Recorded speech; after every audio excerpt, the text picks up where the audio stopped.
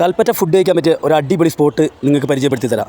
ഈ സ്പോട്ടുള്ളത് കൽപ്പറ്റ ബസ് സ്റ്റാൻഡിൻ്റെ നേരെ ഓപ്പോസിറ്റാണ് കേട്ടോ. അപ്പോൾ ഞങ്ങൾ വയനാടൊക്കെ പോയി തിരുനെല്ലിയൊക്കെ പോയി തിരിച്ചിങ്ങനെ വരുന്ന വഴിക്ക് കൽപ്പറ്റ ബസ് സ്റ്റാൻഡിൽ വന്ന് ഇപ്പോൾ ബസ്സിന് കുറച്ച് സമയമുണ്ട്, 1 മണിക്കാണ് ബസ് എടുക്കുക.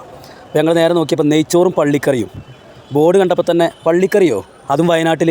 പള്ളിക്കറി സാധാരണ കേട്ടിട്ടുള്ളത് നമ്മുടെ കണ്ണൂർ ഭാഗത്തൊക്കെയാണ്. എന്തായാലും ഒന്ന് ട്രൈ ചെയ്യാമെന്ന് കരുതി നേരെ ചെന്നു. അമ്മയ്ക്ക് പൊറോട്ട മതിയായിരുന്നു.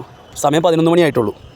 പിന്നെ കുട്ടികൾക്ക് 2 ചിക്കൻ ബിരിയാണി ഹാഫും പിന്നെ നിമിഷയ്ക്ക് ചെക്കനും കൂടെ ഒരു ചിക്കൻ ബിരിയാണി ഫുള്ളും.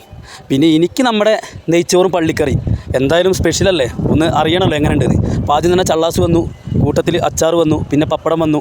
അടിപൊളി നെയ്ച്ചോറ് പിന്നെ നമ്മുടെ നാട്ടിലത്തെ അതേപോലെ തന്നെ കേട്ടോ, വലിയ ഇതൊന്നും പറയാനൊന്നുമില്ല. പക്ഷേ പള്ളിക്കറി ഒരു രക്ഷയില്ല, അടിപൊളി കിടിലൻ ഐറ്റം.